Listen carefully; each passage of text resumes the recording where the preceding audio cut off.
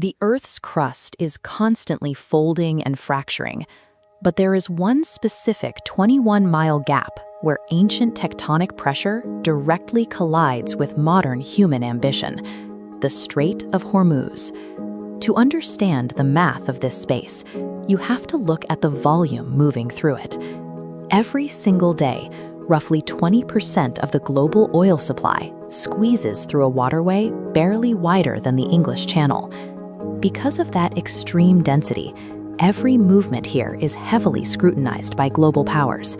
Even a minor disruption in the flow of these tankers could trigger an immediate economic catastrophe, turning the prosperity of entire nations into ash overnight. This 21-mile stretch of water acts as the literal jugular vein of the global economy.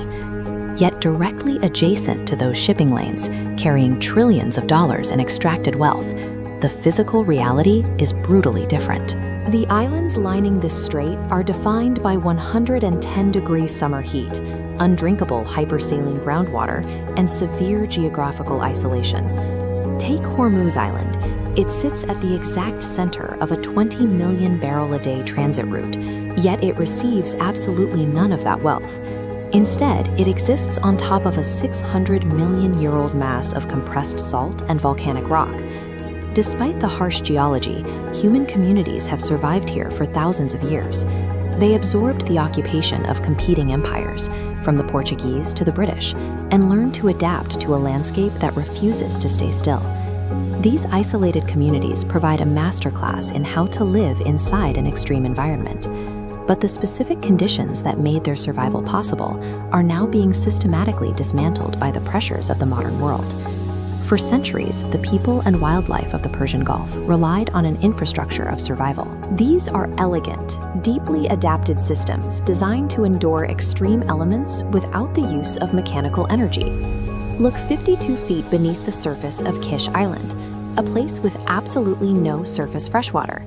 Here lies a 2,500-year-old Qanat system designed to provide fresh drinking water to the entire population. The system works entirely by gravity and material geometry. Rainwater trickles down through successive layers of fossilized coral and clay. That mineral contact naturally filters and purifies the water, achieving what modern desalination plants do, but requiring zero mechanical energy.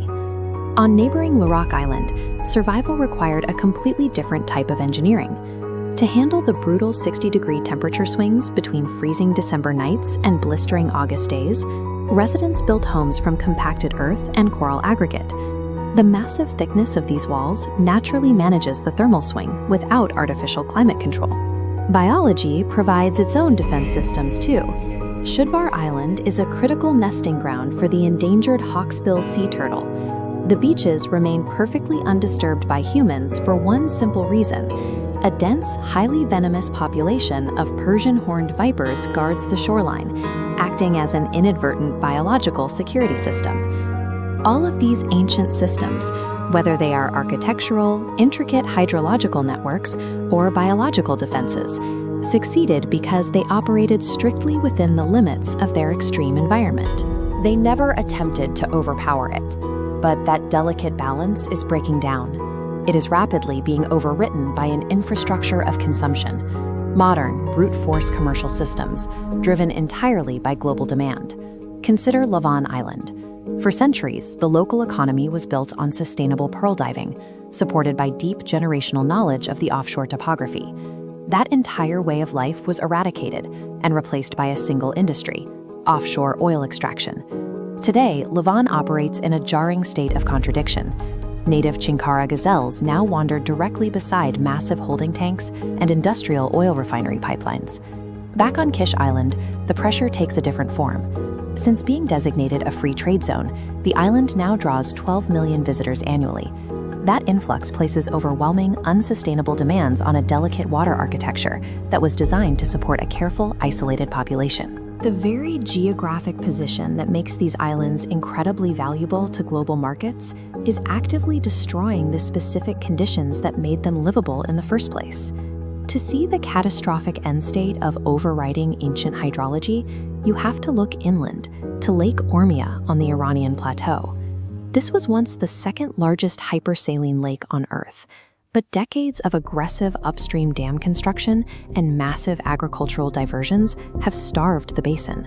Over 90% of its water volume has evaporated, leaving behind miles of dry, barren salt crusts. As the water levels plummet and salinity violently spikes, the remaining biology reacts. A salt-adapted microalgae known as Dunalilia blooms in the extreme conditions.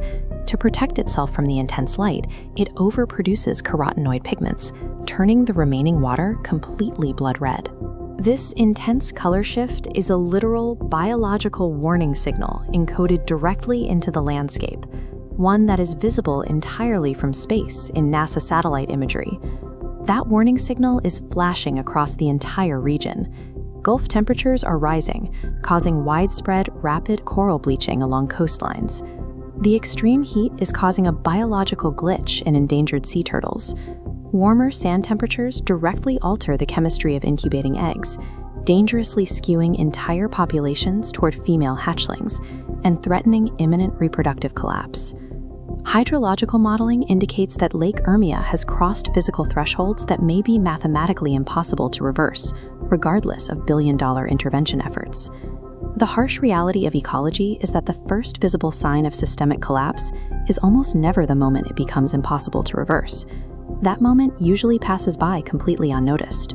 As global climate pressure continues to test the limits of our modern infrastructure, the extreme conditions of the Persian Gulf are steadily becoming the global norm. Surviving this future will require the rest of the world to relearn what the isolated communities of these islands have known for centuries. It takes a deeply accumulated intelligence to actually inhabit an extreme environment, rather than just attempting to manage it. The Persian Gulf stands as an early, living document of a future that is arriving everywhere.